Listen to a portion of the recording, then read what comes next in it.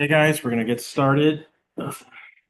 So today we have a lecture the first half, and then during the second half we have exam 2, correct? So we'll be doing that. And I think presentations are going to start next week. Yeah, for the RLHF project. And then after that, as I said, it's going to be a homework related to SciFar, your own classifier, and then just a term project, which is open-ended. Any questions about any of that? All right, great. So today we started with SciFar last week, right? And I went over how to train a classifier with your own data. And today we're just gonna, so I wanted to get that out of the way. Today we're just gonna play with fastAI essentially, and just kind of what we did with Hugging Face transformers at the beginning of the semester. We're just gonna do inference and look at things, okay? So that's essentially the idea. So we're going to go to Brightspace. Okay. Let's go to content. As you can see, this is essentially the sequence. So we started the semester with everything related to large language models, reinforcement learning, which I still have some topics related to that. So that's kind of what we're going to start doing the last couple of weeks, just going over the background on what's left with the reinforcement learning algorithms. But I do want to cover the image parts as well with fastAI essentially. So we did this last week, I'm pretty sure. So we played with these models. I think we did like 2 examples, training some malware images and also some fruit, right? We trained a couple of classifiers using a pre-trained ResNet. So today, or the next part of the sequence is essentially these 2 modules here. Today, I'm just going to do some fastAI examples, doing inference, etc., just playing with the tools so you're more familiar with it. Some of you may have used resonance already from Torch Vision or PyTorch, and you've used that approach. That's great. This is just an even higher level approach, right? So this is like Hugging Face transformers, just a lot of code wrapping around PyTorch essentially. So the next sequence is this part on inference and then foundations of computer vision. So we'll get as far as we can today with this. And then after that, and this data loader I've already done. And then as you can see, what's kind of left is, object detection, which is YOLO essentially. So we'll play with YOLO a little bit, how to do object detection. It's a tool that it's very robust and it just really inference. We're not going to train it to do we're not going to fine tune it, for instance, although you could. And then there's some last topics like art style transfer. I think I've mentioned this. I've been covering art style transfer for a while before DALL-E and before Sora, all those things. So it used to be more impressive than it is now. But obviously, the difference being that we can fine tune, right? So essentially, we'll fine tune an art style transfer model to whatever painting we want. Granted, you can do that with ChatGPT just by telling it to do that, but here we're just going to do it through the neural network and go over some of the theory. And then what remains is just PPO, DPO, GRPO, which I'm kind of leaving for the end because you can use those tools, but without understanding the background. So we can save that for the end. And that's it. That'll be the semester. So again, I remind you, please work on your term projects. If you want to talk to me about those projects as soon as possible, that's great. It's open-ended, so use your creativity for that. And then, as I said, I don't know if I guess I haven't added the homework for. I'll probably do it here as it's the relevant place. But you can already imagine, just find a data set and build a classifier. It's supposed to be an easy homework. Okay. Do you have a question? Yeah, the presentations will be the week before finals. So that's when you should have something. Final exams are the week of May 5th. So the week before. So we have this week, then 3 more weeks, then presentations, and then finals. You understand? So excluding this week, lecture, lecture, lecture, presentations, finals. That's what's left. About 5. Got it? Yeah. But yeah, so that's the plan. So well, when you guys are taking the exam, I'll try to remember to add the homework, but it should be pretty. I don't plan to make it hard. I just want you to be able to use it. Yeah. Same thing, right? Yeah, for these classes, what it says on the website is that it's at the same time and the same day. Like make them and comes. It would be, yeah, so this class meets what, Wednesdays? So it would be Wednesday at 5:30. That's what it says on the website. So classes that only meet once a week then have the exam on the same date and time. Anything else? All right, yeah, so today, we have a half day kind of because you guys are working on the exam. So I figured I would do some of the showcase of fastAI's capabilities today. I'll use Colab for this, right, just as before. And then the more involved foundations part, this, I don't know that I'll be able to finish this, but we may start it. So anyway, we can, so I think I'm recording, I assume, yes.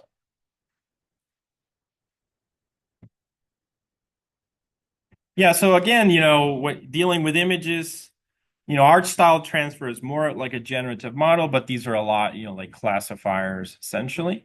And, you already have a sense of how they work. So you can click on this link for the fastAI examples, and we'll just go through these. So there's examples here of just intro to a classifier, um, is cat, so we'll do that one.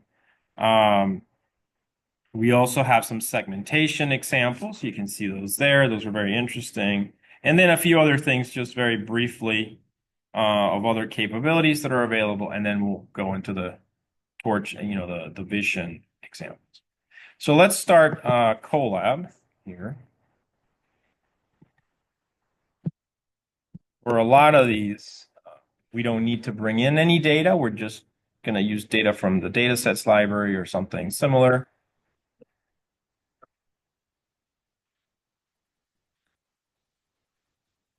New notebook.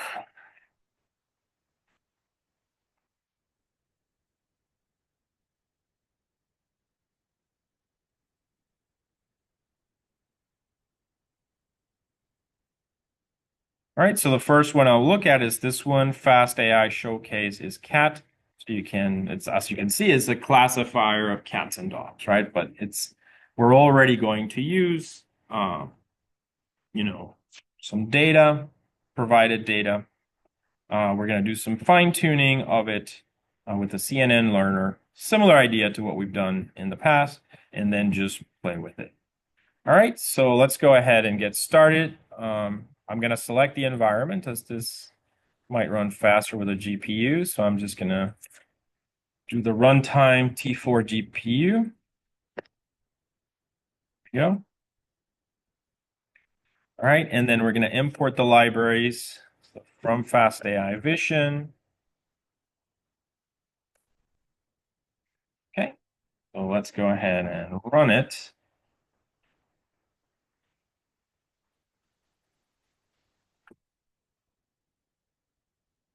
It's going to take a little while. And these are the tools whenever you have an image processing classification problem that you can use this tool. All right, so while it's doing that, I guess I can go ahead and copy this part here. As I said, we don't have to worry about paths so much. So I was able to import all libraries. It's all installed. I'm going to move this down here. All right, so just to break this into the individual parts, I'm going to grab these lines here. All right, so as you can see, I have a path. I'm going to use objects like onTar data. That's coming from fastAI Vision. we're going to use urls.pets. So it's just a library of pets essentially, and we want the images. And then the function is cat. So essentially this, it looks for the first letter.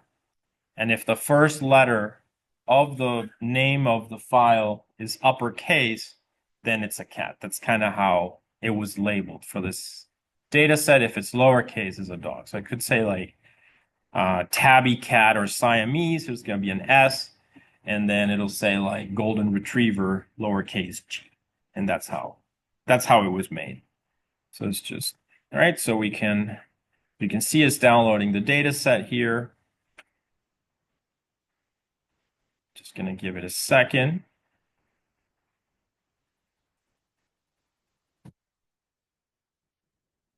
But yeah, I mean, some people will in job interviews, for instance, if you do something for data science, I've heard this actually. Do you write everything from scratch with PyTorch or do you use fastAI? It's kind of like that type of a question. And what they're implying there is that you're using transfer learning, efficiency, right? More powerful models, but also that you're fast. They want you to be quick about it, right? So that's why obviously Hugging Face Transformers, fastAI are the two main libraries that we cover in this course, and PyTorch, of course. And then I don't want to forget this. There's new ones now, and one that I have to cover that I want to cover new this semester is something called Replicate. Have any of you used Replicate yet?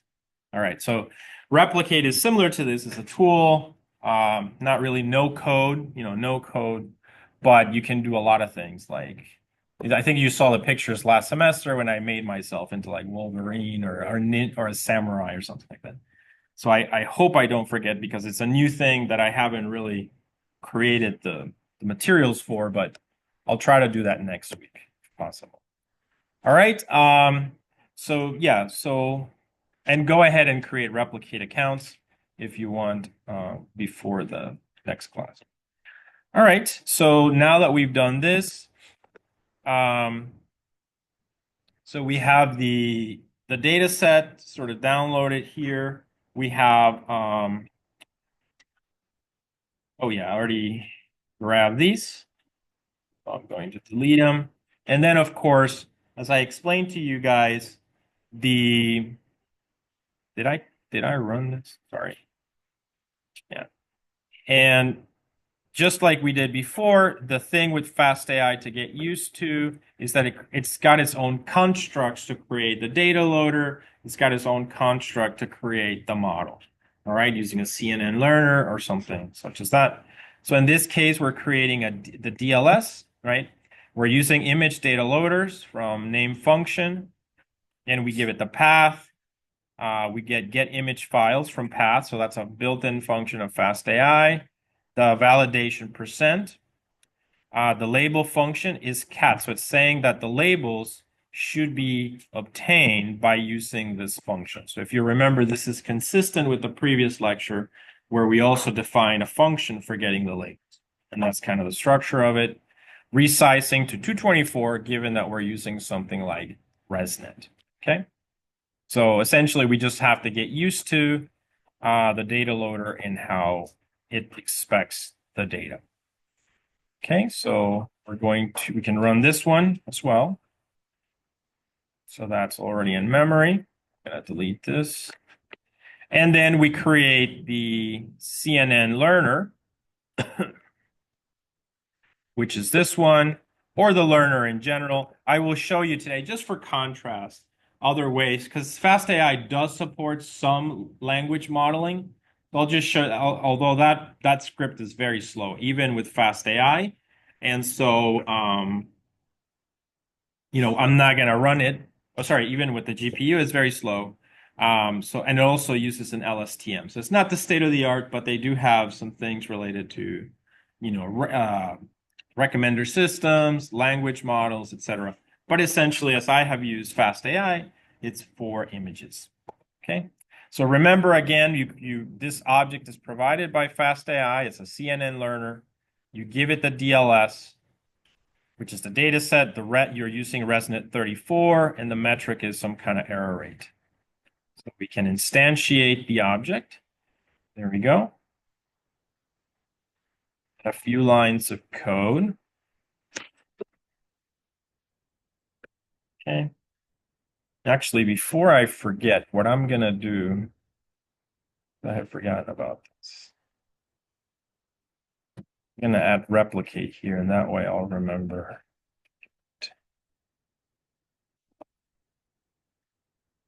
This is the new generation of these frameworks. These are essentially companies, right? Hugging Face is it's a company, but still it feels like not a company.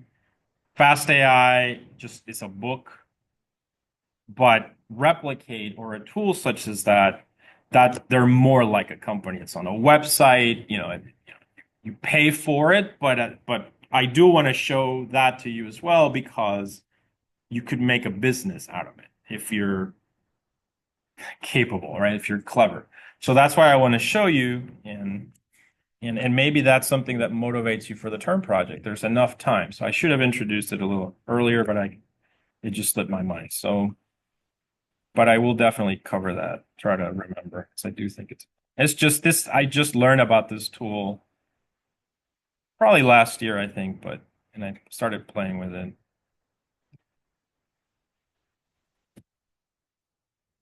Let me just move it so that it should be about there. Yeah, so I'll try to have that. All right, so going back, yeah, so I instantiate the CNN learner, and then of course, as you've seen, you can do a fine-tune step, right? And in the interest of time, that it doesn't take forever, I'm only doing few, but you guys can do more and measure performance, etc. So as you can see with Colab, so far I'm pretty happy with Colab, to be honest. Scholar had never failed us, but it did. All right, now the next thing I want to do in this one is I also want to use it for inference. So once the model is trained, we're going to look at the data set stored here on Colab's environment, and we're going to just print out the images, and then we're going to grab a few to predict on, to do the inference part. So it is, of course, taking a little bit.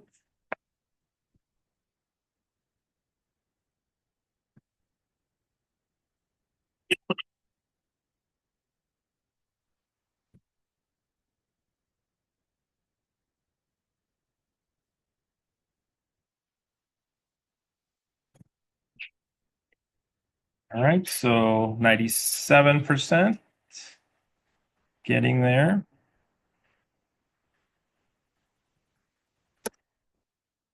Paste the code. So this is just for the paths. I believe it finished. So you can see from 15 to about 0.4. Now we're going to print all the files, and you can see them there. So these are Siamese, so that's a cat. Japanese chin, that's a dog, right? So let's grab that one. Just gonna, okay, so let me just grab it. And we're gonna perform inference on this one. So essentially, what we want is for this to tell us that it's a dog, right? So it should be a dog. So that's kind of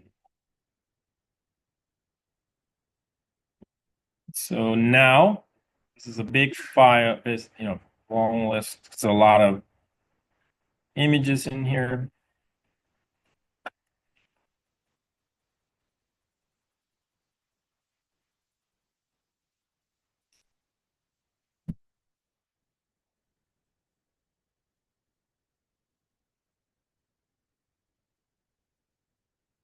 All right. So we are going to create some kind of a image. All right, we have it. So that's our, and then we're just going to provide this path because it's a different path in the Colab environment. Okay. So we've got that. Now we can proceed to grab the image and view it. This will be a different dog. It should be IMG. Right, so that's a Japanese chin dog. Okay, so now we want to test the classifier to see if it's good enough, right? So we have the dog. We also have the Siamese cat, so we'll test that out.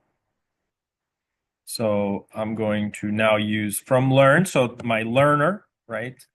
My CNN learner instance, I'm going to predict on the image if it's cat. Okay, so I've predicted. Now I'm just going to print out the results.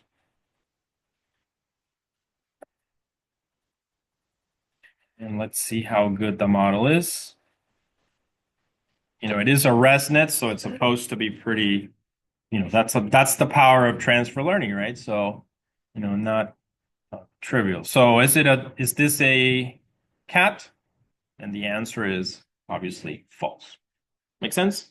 So it gives you the probabilities and everything for the given class, false. Now we can try it out with the Siamese, oops, which is the first line, I believe, right? Siamese cat by the uppercase S. I know this is a cat. And this should return true. So again, I'm just going to go ahead and grab that.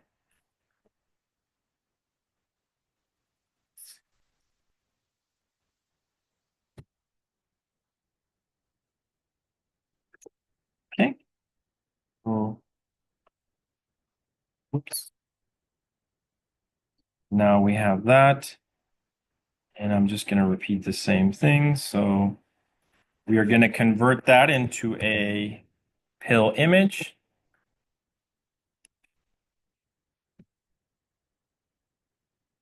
Okay, so that worked fine. And I add a few there. And it's IMG.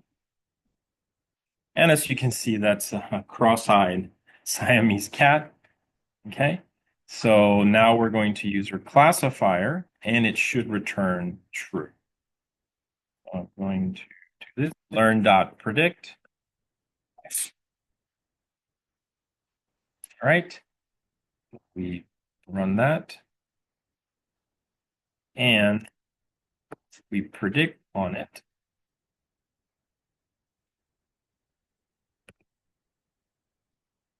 There you go, true.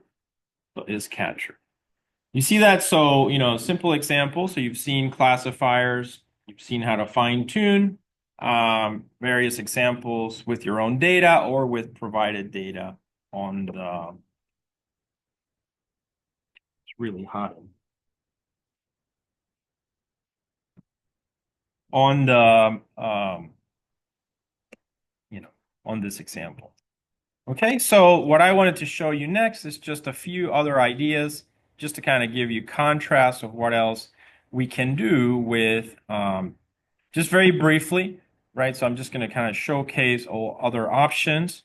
So we have this other script, which is fastAI segmentation. So this is a built-in model for segmenting an image. So what is this used for? Maybe self-driving cars, right? So self-driving cars, as they're driving, they want to find where the people are, where bicycles are, where motorcycles are, right? So obviously building a model such as this one is harder, right? So it's more challenging because it's a different problem. It's not just classifying things, but it's creating segments. But if you ever encounter a segmentation problem or a problem where you require segmentation, this is definitely something to use. And then just you have to learn how to interpret the data, right? So how to interpret, it's the same thing with also with image detection, you have to understand that these models now provide coordinates of where things are, etc. So you have to, there's more outputs than just the classes. Okay, so let's go ahead and take a look at this one. So we're going to do this example, but it should be pretty interesting. You can see this is what the output should look like. So I think there's some people there or bicycles, and it highlights them blue. You guys see that? So that's essentially what the problem is about. So fastAI provides a nice little tool for this one to try out. So we're going to go ahead and use something called the CanVid dataset. All right, so here we are. So the path on tar data. So you are from URLs dot CanVid tiny. Obviously, I'm sure there's a CanVid much bigger than tiny, right? But just for our demo, something small. So I'm going to load it. You can see it loads the data set. We got the green check there. Okay. So now let's proceed.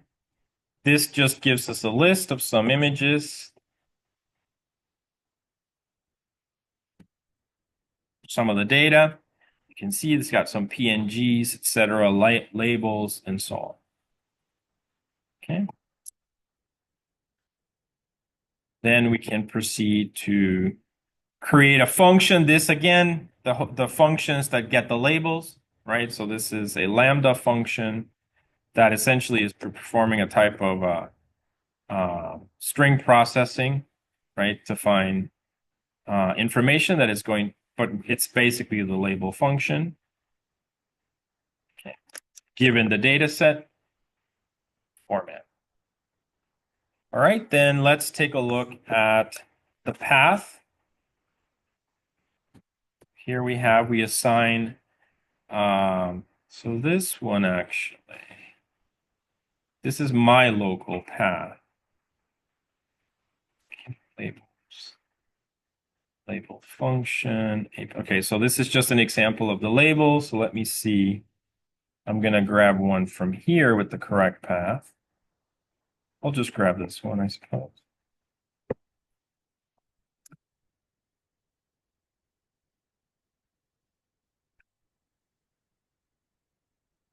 Okay, got double single quotes there. All right, so then I'm going to proceed. And yeah, so that's the sample. Okay.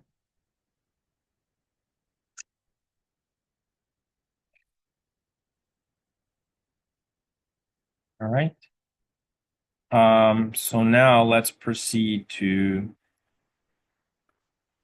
create the data loader. So as usual, some kind of a data loader. I'll move this down. But you can see the same idea. Let's see. DLS. So this is a different one, segmentation data loaders, right? So that's for that type of problem. So there's a lot of functions for different tasks in fastAI from label func. And then we got the path, the batch size, the name, how to get the images, which is similar to what we did before. The label function, you can see it's this lambda function, which will give you the labels. And then this has an additional parameter for this type of, that's why we're using a segmentation data loader, because we have additional information, right? So if we were doing object detection, we would have bounding box, right? So we need to have additional parameters for that type of problem. And that's why it's in its own segmentation loader. So these are the codes that it uses, etc., for the segmentation task. Okay. So I'm going to run it.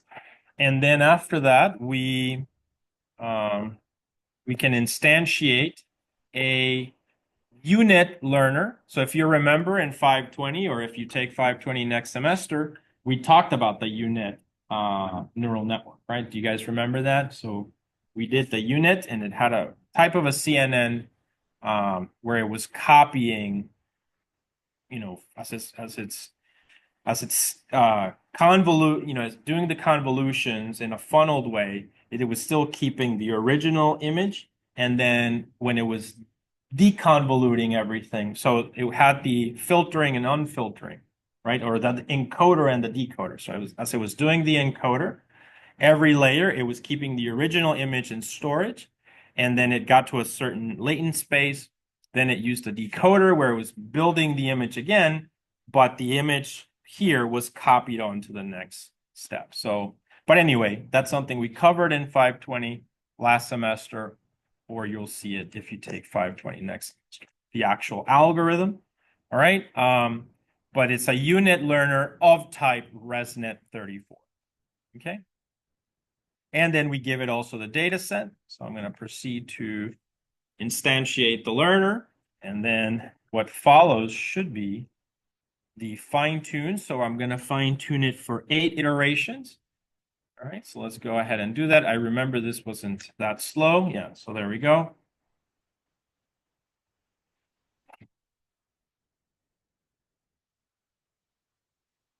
So this means that you could also fine tune this with your own data as long as you figure out the format. All right, then here. So that's fine tuned, so it should be done. So now we go, so that's what we process. So the losses should have gone down from 1.7 all the way to 0.85. And then we can just print out some of the results. So from learn, show results. Okay, and in a grid, so we show them. And there it is. So, in real time, it's trying to segment, say you're a self-driving car, etc. And it's trying to find individual things. So this one doesn't seem that great, actually. But then there's not really that much. I think it found that looks like a pedestrian, I want to say, right? Maybe some car. So it found, obviously you can see this is a different color from the background.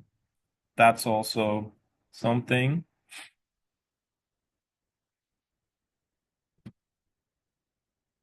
Here, kind of found something. Found this object.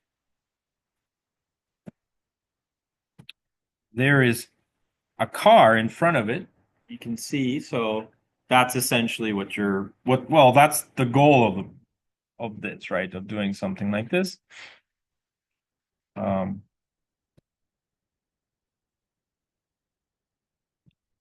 So it's got the target and the prediction. So I guess this is the target, and then the prediction over here maybe seems to be working. Maybe not. But I gave it very few iterations, so it's possible that I need to give it more. I do think it did find that there. Does that make sense, guys? Any questions? So another problem you can tackle, right, with fastAI. I believe that's kind of the gist of the script. Yeah.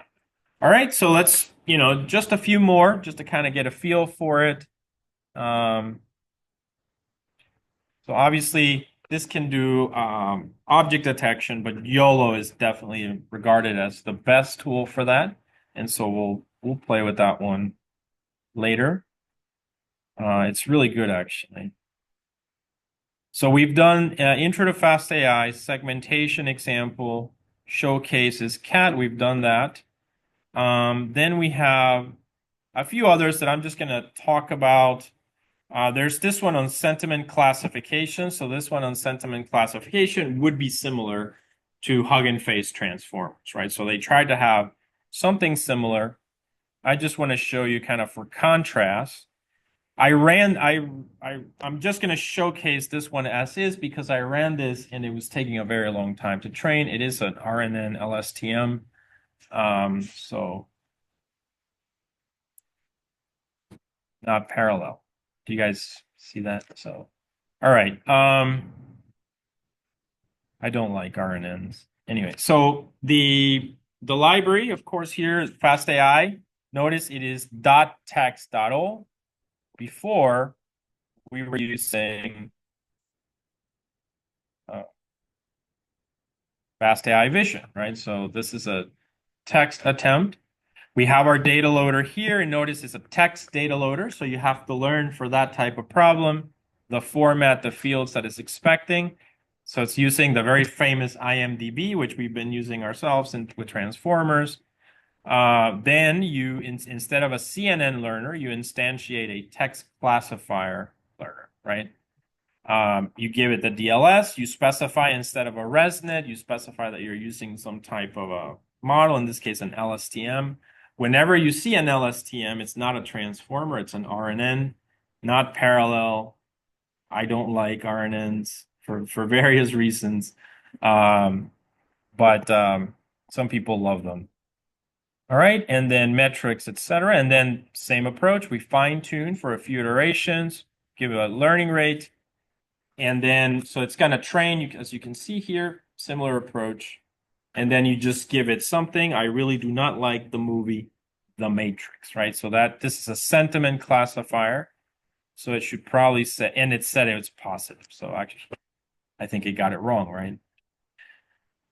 You guys have been doing a lot of this with your AI agents and you got way better results. But anyway, this is just an example for contrast of what fastAI can do. I do think it's great for image. It would still be one of my go-to for image processing. Any questions on this one? All right, I just have a few more, or one more, I think, just to kind of showcase. So we have here, we did sentiment, then there's this tabular one. So as you guys know, tabular data is that kind of data where you have like measurements of something, like a regression problem. So you're trying to predict silicon level given natural gas, coke rate, iron ore, humidity, right? Those kinds of parameters, like basically from sensors, and then you're predicting a value. So that's what is referred to as tabular data. All right, so in this case, I just want to show you very briefly.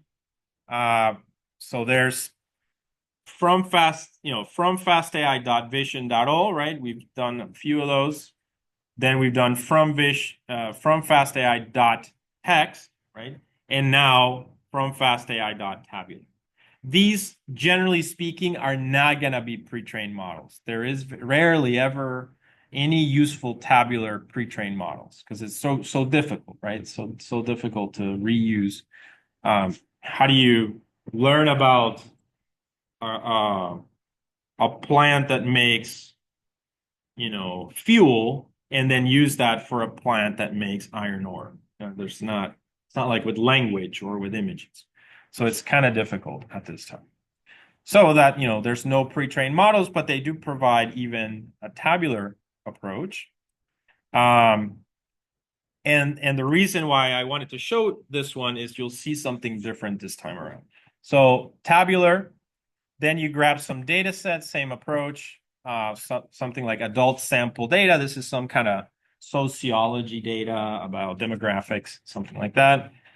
You can see that to create the data set is tabular data loaders. You guys see that? So tabular data loaders instead of text data loaders, instead of image data loaders. So from CSV in this case, so it's a CSV data, and you're trying to predict maybe salary or other things given some information, some features.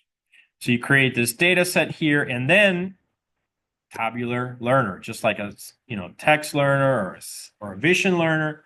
You have a tabular learner or a segmentation learner. You provide the DLS. Notice there is no model here. So you're essentially training from scratch. Okay, so that's an important one. And then this function, learn.fit1cycle, also is for models that are being trained from scratch. So no transfer learning here, just learn from scratch. So that's the function that you use. So if you wanted to use fastAI for your tabular data, like I mentioned, you could use this tool as well. Okay. Um, yeah, wine quality data set. If you guys remember that one from 520, that might be one that you can throw at it and compare. So instead of writing all that PyTorch code, a little bit shorter. Any questions, guys? All right, so and I think maybe so that's tabular. The other one that I will be honest that I'm not very knowledgeable on this area of machine learning, which is called collaborative filtering. So it's a very specific area. I know it's essentially recommender systems. They're very obviously recommender systems are pretty amazing, right? So, we live in a world where recommender systems are constantly around us, right? So you guys turn your Netflix, turn Prime, Alexa, yeah, YouTube, whatever, Amazon, whatever it is, you have a recommender system. Surprising that you don't have a recommender system for your schoolwork, right? That's like suggesting what homework to read, but eventually that'll be there too. So we live in a world of that. That's usually called collaborative learning in the like the technical term. And you can see I'm not very familiar. I only know like singular value decomposition is a methodology for this. That may be what this is using, but I just wanted to show you just briefly. You can see from fastAI, tabular and Colab, not to be confused with the Google Colab. This has two L's, but for collaborative. And then you have some ML sample data related to ratings. And then, as you might imagine, you're going to create the DLS, and you have a collab data loaders. You see that? So a different kind of data loader for that problem. And then, as it should be no surprise, the learner is called a collab learner. So hopefully you're starting to see the pattern with fastAI, right? So you've got to think of the problem that you want, and then you'll find all the constructs that you need. You give it the DLS. Notice this one also. Use fine-tune here, although training from scratch. So you can use fine-tune also, but it is doing it from scratch, essentially, as there is no pre-trained model, and then you show those. Does that make sense, guys? So that's fastAI, essentially, kind of the showcase of it. So the next thing we're going to do is we're going to dig in a little bit deeper into vision systems, just a little bit. So I'm going to click on, so we're finished with the basics. We covered tabular, sentiment, movie reviews, basic intro to fastAI. All right, and then we've covered a lot of this already. Yeah, image segmentation, classification. So I think the next one that we're going to cover is this one on computer vision, but I think I have it linked here. All right, so we've covered essentially then this one, pre-training a fastAI model with your own data last week. And now we've covered fastAI examples, okay?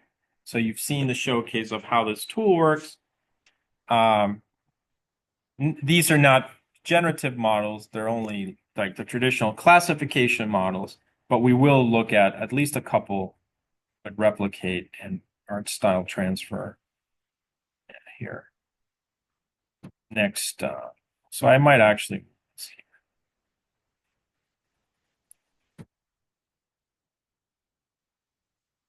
So the next one is going to be this code, but we've already covered this.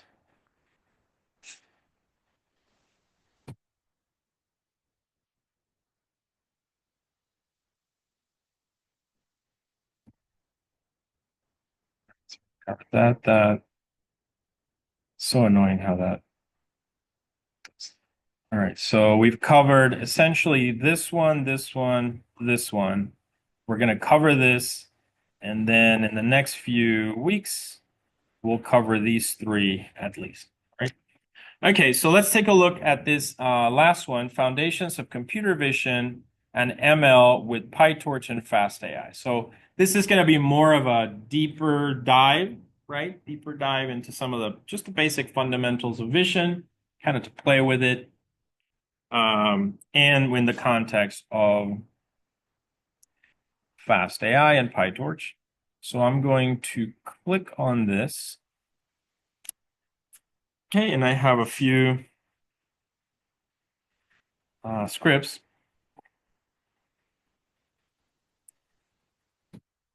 So essentially here, we're going to go back to fission. We're going to use the MNIST dataset that you guys I'm sure have looked at before, at least a little bit. And we're just going to start playing with the data, looking at it, right? And, just processing it, looking at the shapes. We're going to look at some ideas also of how the model learns, some of the weights. And then we're going to perform some of the training, you can see, and so on. So just some basic ideas. All right, so we're gonna, as you can see from fastAI, we're gonna import MNIST. I'm gonna continue using this Jupyter here. Should be fine.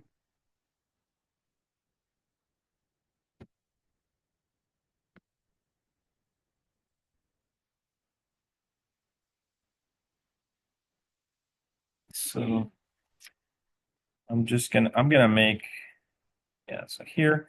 So we're gonna start load MNIST, the MNIST dataset. So you guys probably remember the MNIST dataset is the classical dataset for image processing. The original one, the images are not in color, it's in black and white. They're the handwritten digits dataset, about 60,000 samples, sevens, threes, whatever. It was essentially the 10 digits used in zip codes. And this was a project for the post office. Okay. So let's go ahead and try to get some data here. So there we have it, MNIST. So from fastAI, Vision, all, import all. We're also, NumPy, because we are going to process some of these things a little bit. This is not the full MNIST. It's called MNIST sample, and it just has classes 7 in. Okay, just to play with it and get a feel. Vision systems, there we are. Let's give it a minute. So we've got MNIST sample, and it's got train, validation, and it's got some labels data. Okay. Let's proceed. So now we want to just list what is in train. So path train ls. And we can see that it has a folder for threes and a folder for sevens, right? So we're just keeping this kind of a binary classification problem, but we just want to play a little bit more with these ideas of vision. All right, so let's copy this part so we can see what MNIST looks like. So remember, we only have for this data set sevens and threes. Okay, so from path train, folders 3, from path train folder 7, we list everything and we just have them sorted and we add them into these variables, 3s and 7s. Okay, so we can probably print this one. Right, and you can see it's got essentially images of 3s in there, PNG files, and so on. Okay, so I already did that. I can grab one image. So from 3s, I'm going to grab image 1. All right. And then I'm going to use PIL, the PIL image, which you guys remember is the native image processing library in Python. And then I grab that image, the path, image.open, and run it. And you can see that's what MNIST looks. That is a handwritten digit of the number 3, right? That you would see in a letter. Okay. So we have that. We can actually look at the data itself. So, looking at the image as a NumPy array and PyTorch tensor. So here we grab it, we make it into a NumPy array, and we just slice from 4 to 10 rows and 4 to 10 columns to kind of get a feel for some of the values. And you can see they're essentially from 0 to 255, right? And that's essentially what the data looks like. So that's what an image looks like. All right.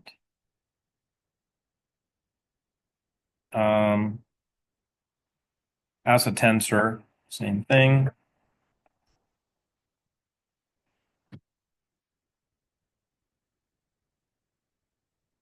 Here, so similar, same data. Okay. And they're uint8 actually, so these are not floating point values. They're just integers. We can load this into a pandas data frame.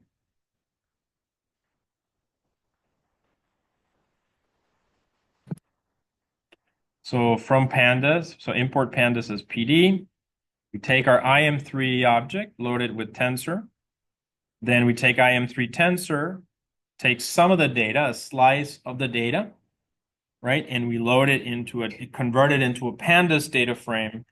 And then we style it and give it a nice little background gradient and everything. And you can actually almost see the number, right, in the pandas data frame. So because it's like a histogram type of a thing where the intensity it gets darker as the number goes up, essentially. Right? So you can see that there. So that's what an image looks like for a vision system. Okay, all this is coming from fastAI. We can stack or create a list of these. So we can do that here. 7 tensors and 3 tensors. So you can see here for O in 7. So we grab all the images in there and we just use image.open and then convert that into a tensor essentially.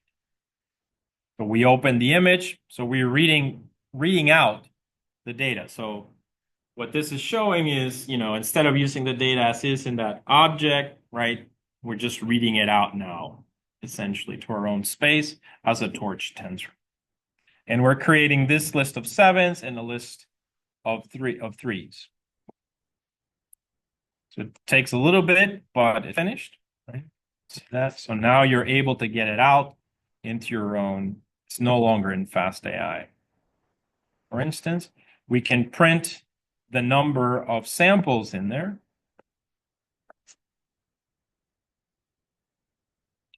And it should be about 6. So MNIST has about 60,000 or so images, 10 classes. So, and it's a balanced data set. So it comes out to about 6,000 on average. So these are a little bit higher. So I'm sure there's a few numbers that are lower. Okay. But that's essentially what is going on here. All right. Then we can show one of these images.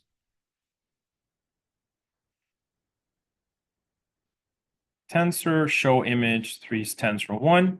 And you can see it just shows 3. We can probably try a different number. 12. And well, another 3. Right? So they're all 3s. What am I saying? Yeah, so all 3s are all 7s. Okay. Any questions so far, guys? So we were able to get the data out of the MNIST data set from fastAI and just load it into our own Torch tensor. Now we're going to stack it. So as you know, whenever you want to train a model, right, you have everything in one single tensor. It's going to be batch size by number of channels, by the different dimensions, 28 by 28, right? But before we break it up into the batches, it's going to be the whole data set. So we can just use our stack function to do that. So remember right now what we have is a list of images, but we're going to make it into a stack. And that stack is a torch tensor. So make all images in each list into one cube, i.e. a tensor of D3, and it's going to be type float and normalized. So because the values go from 0 to 255, we can just divide them by 255 and normalize. All right, so we have the list of 7 tensors and the list of 3 tensors, convert it to float, normalize it, and then all of that is stacked to create a torch tensor, and then we can print the shape. The shapes of both are going to be similar, so I'm just going to print of one. So there you can see this is now all consolidated into one single object, and this is really great, as you guys know how to process this in PyTorch easily, right? So now you have 6131, which is the number of samples by 28 by 28. If it was going directly into PyTorch, we would need to channel in there. So it'd be 6131, comma 1, comma 28, comma 20. But this is how we have our data so far. Right? So, the number of dimensions is 3, which is, straightforward. There's 1, 2, 3. This is called a tensor rank. It's the dimensionality of the vector or the vector space. So that's 3. All right, so let's add a few code cells. All right. So now, so this is, we can calculate the mean and the standard deviation, obviously for normalization or standardization. So calculate the mean of all the image tensors for every pixel position. This will compute the average of that pixel over all images. Inside, it is darker where all images match and blurry where the images do not match. Okay, so let's think about what's going on here. It's actually a little bit profound. All right, so I'm grabbing a tensor, right? So I'm grabbing this tensor of 6131, 28 by 28. And what I'm going to do is I'm going to take the mean of it. 0 is on the 0 axis. The 0 axis is what? The samples. So imagine here's an image of 28, image of 28, image of 28, image of 28. I'm going to mean across all of them on that axis to produce 1, which is the mean of all of those. Do you see that? So this is something that you see a lot. Sometimes they do it with faces, and then they create a mean face. You can take 2 parents and mean that, and then that's what the kid looks like, something like that. All right, so what this reflects is that this is what the mean of 3s looks like. And this is what the mean of 7s looks like. Okay, so see that? So that is all 7s, the average of them looks like that. Right? And the average of all 3s looks like that. Right? So that's kind of the idea. Okay. Now we will measure. So this is a type of a classifier, right? That measures how much, every image, how close to the 3 average it is, right? So now we will measure the distance between one image and the image of all images for similarity. So get any image from the stack of images, and then we're going to compare it. So let's take a look at that. We have here, right? So we grab just any image, a 3, Actually, that 12 image was pretty different, right? So remember that one? So you can see this 3 has this funny little thing at the bottom. Do you guys see that? And the other one, the 1 image, doesn't. So essentially, we're going to compare these to the average image. So I'm going to do 1. So this is another image. You see that? And I'm going to compare this one and that one to this one, right? And I'm building some kind of a tool, KNN essentially, right? If you remember from 365 or courses like that. Okay. So let's think about that one. Play with it a little bit. All right. So what are we going to do?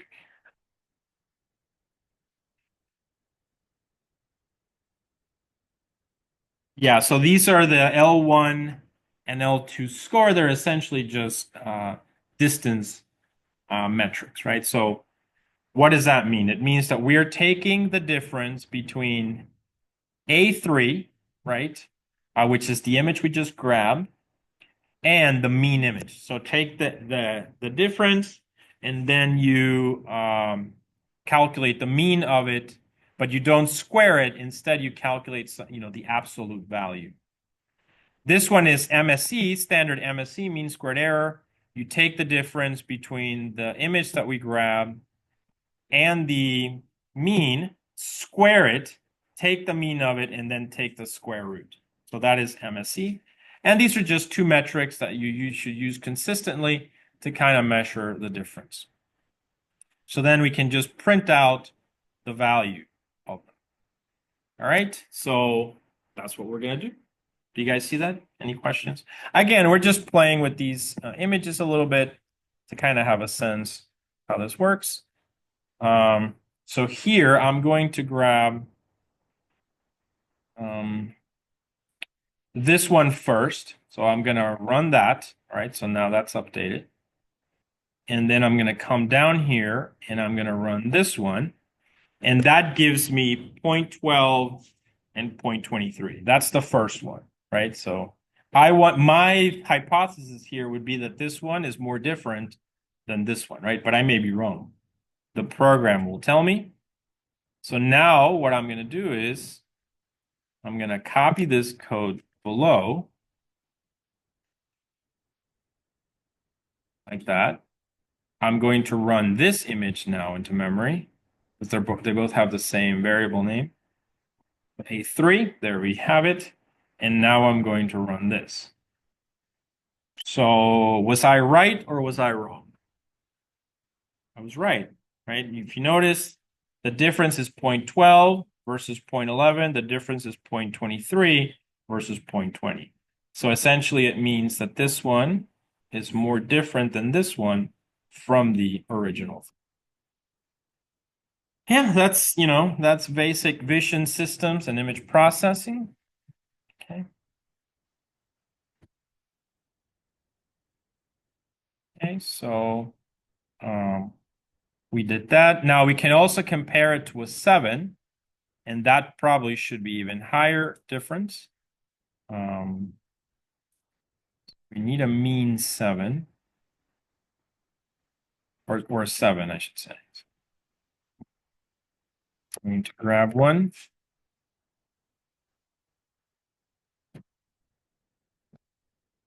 I'm going to call it A7, A7, stacked 7s, probably.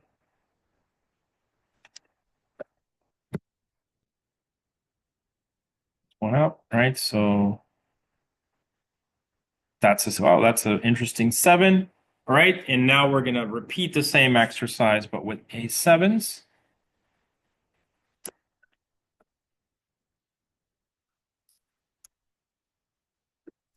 We really just need to, because we're comparing it still to mean 3s, but this is a totally different number. So this, I would expect this to be more different. I can leave these variables as is. Right, and you can see it says 0.18, 0.32, versus these values. So it's the most different that we have got. Okay. So that's kind of the idea.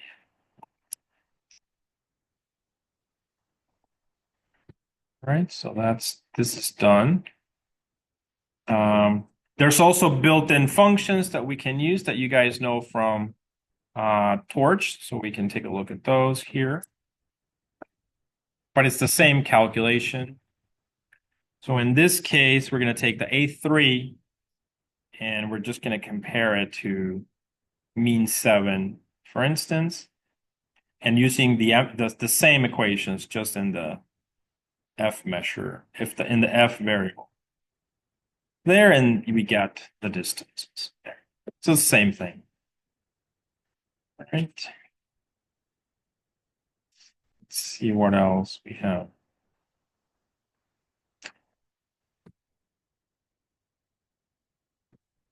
So fastAI has, as you can see here, its own methods, right? So as with it, the one thing I can say, you've seen this with Crew AI, right? The beginning of the semester, you've seen it with transformers, and now you're seeing it with fastAI. They all create these wrappers to actual code. The underlying is usually NumPy and PyTorch. Here you can see fastAI's way of incorporating NumPy, of incorporating Torch. Instead of using the native objects, torch.tensor, they have their own. So this is an example of that. So we can take a look real quick.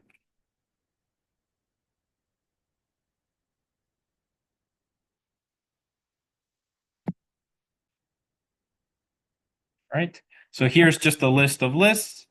And we can try to convert it. So we're going to take the data, convert it into using this array function is from the fastAI library. Okay. So that's the thing. We can go ahead and print it. You can see it looks like one of these things. So we can do type, and we're going to do R. And you can see it is now a NumPy array, right? But it was converted through fastAI's function. We can repeat the same with TNS.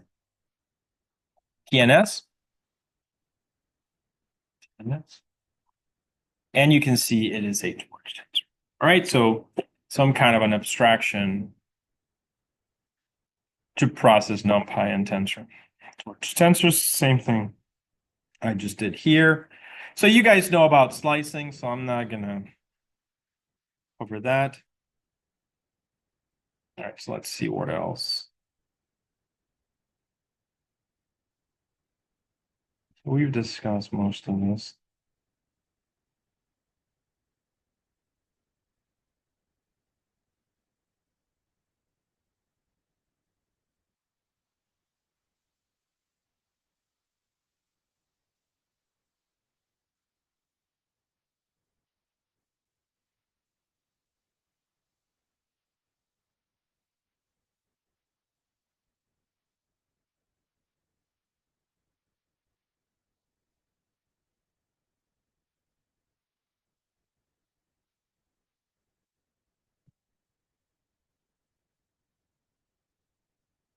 So this is all like background on stochastic gradient descent.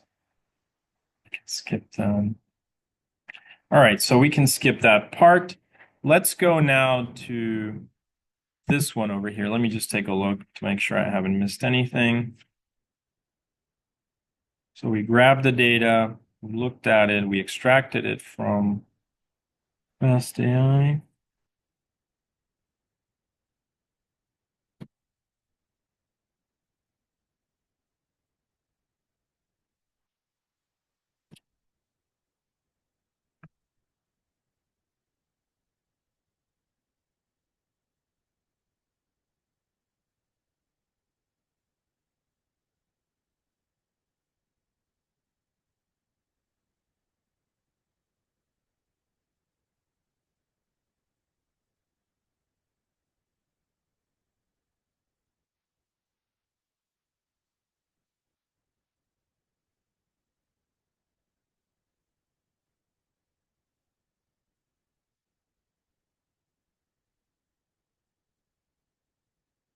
Right. So this is, yeah, here we are.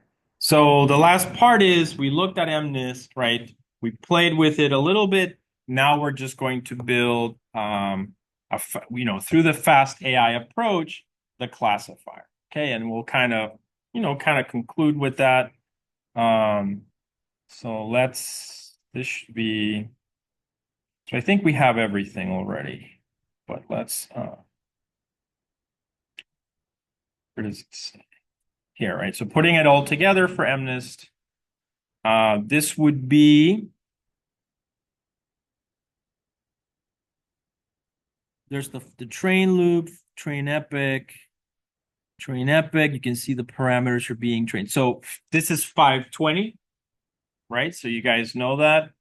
We build everything through Torch and we write it from scratch. That's the 520 approach. I'm going to obviously skip that because that's something covered in 520. We're just going to do the fast AI approach, but essentially with the MNIST dataset. So let's go ahead and start. Okay, so I'm going to copy this one here. All right, so what do we have? We have stacked threes and stacked sevens. So that's something that I believe let's just make sure everything is correct there. So stacked threes looks about right. Stacked threes. Yeah, stacked threes, stacked sevens. Okay, perfect, beautiful. So it's a torch tensor, 6131, 2828, right? All right, so that should work.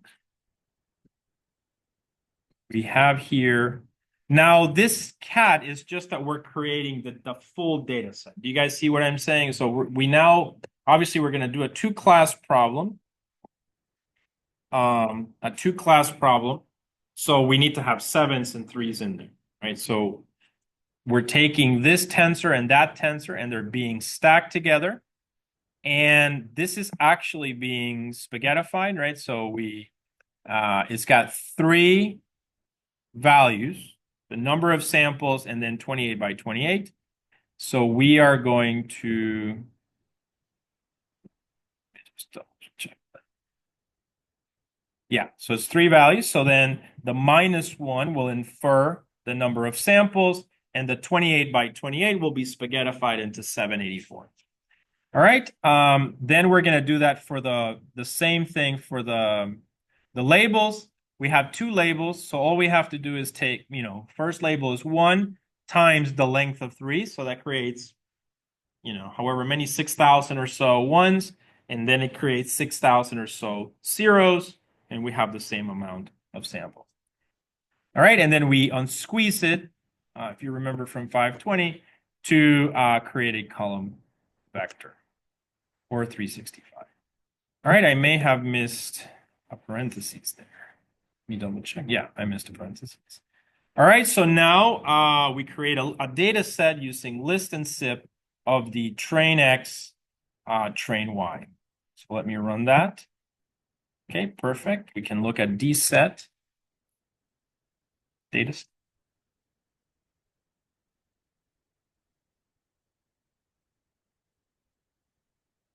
Yeah, and there's, essentially the data.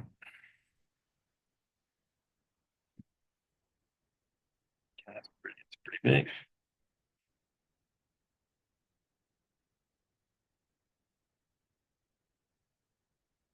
Mhm.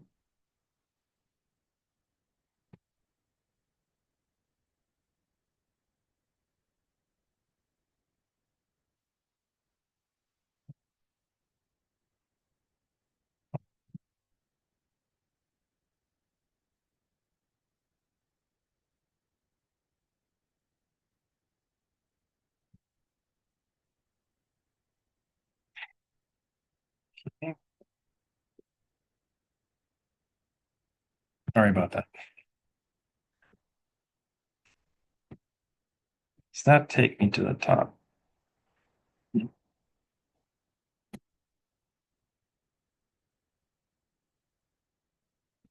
anyone knows how to is it running here? Like if I kill it, is that gonna be, huh? And it'll disappear, this one? top left. So you want me to click on this one? There's an arrow on the drop. This one? Do what with it? So it'll clear everything? Just this. I think it cleared. Okay. So let's see. Well, let's get rid of this thing. Let's see if this one runs. So if this one runs, yeah. All right. So that ran. Thank you. All right. So all we're trying to do is, process the model. Okay. So this is useful because this is a way of loading like your own, like data, putting it into a tensor, and then loading it into fastAI. So it gives you yet another, flexibility. All right. So now let's go ahead and create the same for the validation set. So torch cat, valid 3 tens, valid 7 tens. We're, reshaping. We do the same thing with the labels, unsqueeze, and create the validation data set. Okay, so I may not have done the validation. Okay, so let me, I think I only did the train. Is it this one? No.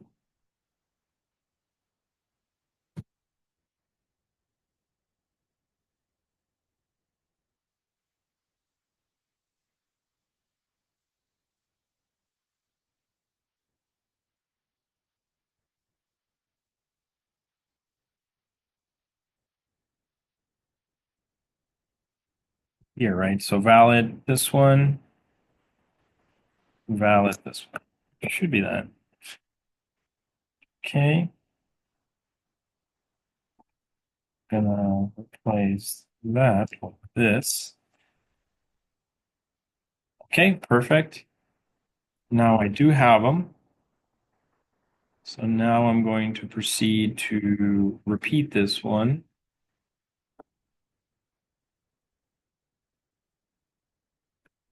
Like that, right? Um, oh, that's the same.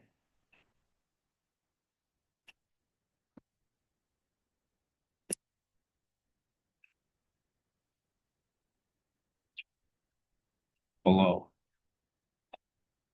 Right. So we got 10 minutes, so we should be able to.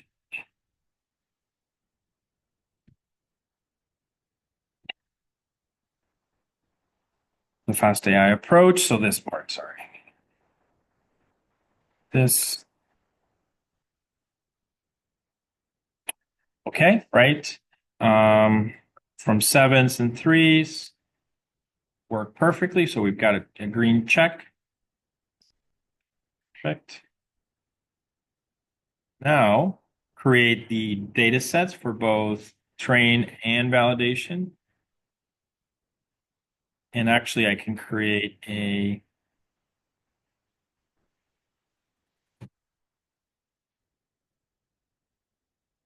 then do that.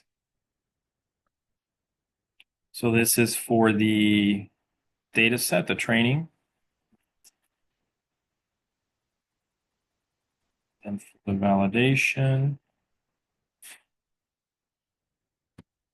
And if you remember, these learners take a DLS, so one single object, right, as you have seen.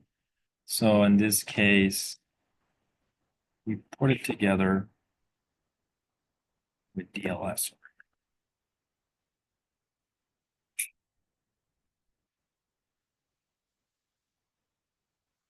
Okay, so DL and valid DL. So that's created as from data loaders, right? So we have that now, sort of DLS to be consistent with what we've been using with fastAI. This is the loss function, which is here, and then a batch accuracy function, we can create a model or, or give it a ResNet, so a linear model, simple net, and then we'll have, so essentially that, and that's it. All right, so let's go ahead and, because we spaghettified it, right? So this is another difference of this. Well, a ResNet is what? A ResNet is a model that is designed to take CNNs, right? So it's designed to take, it uses CNNs, it's designed to take images. But in this case, because we spaghettified the images, I'm just going to put in my own neural network here. So this one. So I'm going to need a loss function and I'm going to need a metric. So I'm just going to create these two functions. So this is the loss function. Oh, did I copy the whole?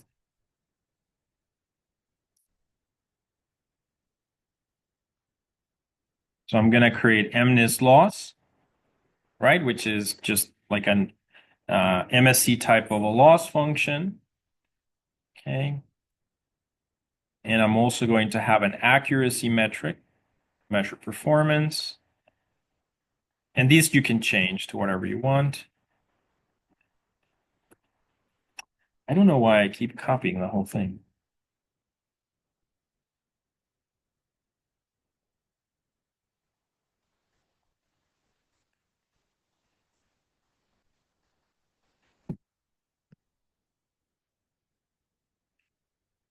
All right. And we're almost there. Now, in this example, as I said, unlike the other ones where we've created a ResNet, kind of from scratch, it shows that you can also just create your own neural network and provide it, right? So in this case, I'm going to create a simple net. Okay, simple net, and then dot sequential, where is that coming from? It's coming from PyTorch itself, right? So you can build your own architecture and kind of link it up with fastAI. So, and then linear, notice 28 by 28, right? It's spaghettified, right? Just like we spaghettified it before to 784. Then I just built some architecture, 30 to 30, and then a binary classifier. So there you go.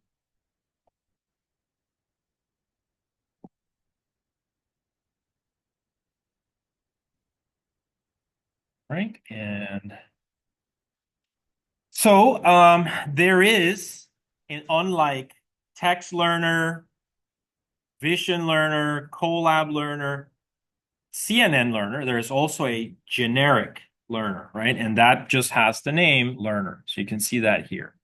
So I am going to use a generic learner.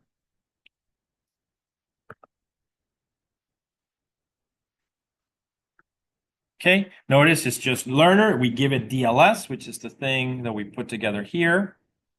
SimpleNet is just our defined architecture with our own PyTorch code. PyTorch code, yeah. This would be not a pre-trained model, right? This is going to be from scratch, as we have seen some of the models are possible. We use stochastic gradient descent, the loss function that we just defined, and the batch accuracy. So this is kind of nice, right? It's somewhere in, not the super constricted version of fastAI, also not PyTorch, but somewhere in between. Okay. So I'm going to instantiate that one. And the last part of this should be to run the fit function. There you go. And it's training and super fast, right? Collab. Google Power, right? So it's doing 40 iterations and it's done. And there you go. So very powerful knowledge there to know that you can do this with fastAI as well. Gives you a little bit more flexibility, which can be great. We can plot the learning rate, or sorry, the performance. So you can see essentially it should be some kind of a metric. to measure performance. And then, of course,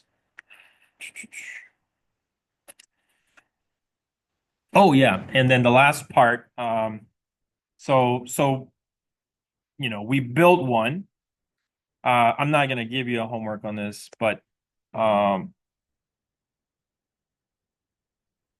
or instead of doing all the previous work, just do this, right? So, we did a lot of code. We define our own architecture. But instead, we want to use ResNet with that same DLS. Does that make sense? So now instead of creating our own simple net, it probably makes sense to use ResNet. So, an 18-layer ResNet, as it turns out, more layers with smaller matrices, matrix parameters is better than fewer layers, but larger matrices parameters. fastAI, right? So let's go ahead and in the time we have left, let's just run this one.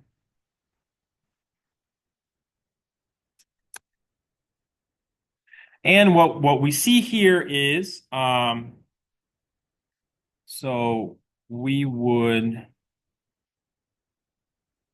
this one just reads the data. I wonder if it'll just take the data. It says ResNet pre-train. We probably want to say true. And then, okay, we can use that cross entropy and accuracy. So let me see if that'll. So it doesn't like it. So that DLS that we have does not work off the bat.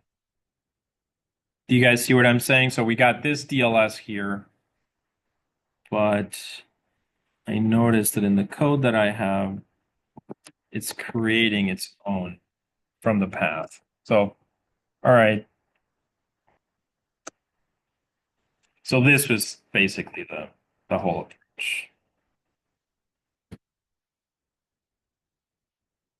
Yeah, bummer. All right, but in essence, that's the idea. Okay, so we would probably have to do a little bit more processing on the DLS here to be able to convert it into because this is a different object, right? So image data loaders or the way that we have it might not work for the CNN learner.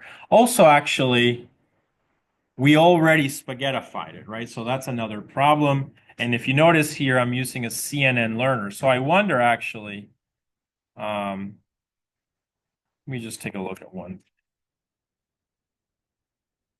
Well, I already created that. Let me just look at that error. I'm curious. So let me do this. Okay.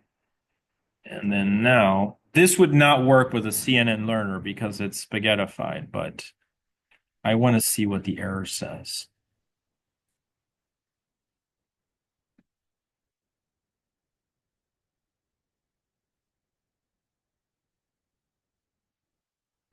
Yeah, okay. So this might have a specific format for CNNs. So it's not going to work with CNN. But anyway, all right. So anyway, this, you know how to do this already. But what's important, I guess, we covered how to use a general learner where we can give it our data that we extract from torch tensors. We can define our own architecture and define our own functions even and train the model. Do you guys see that? So this can be useful for other types of problems when you want to build your own, learner with fastAI. All right. Are there any questions, guys, on this demo? All right. So that's 7:02. So I'll stop the recording here.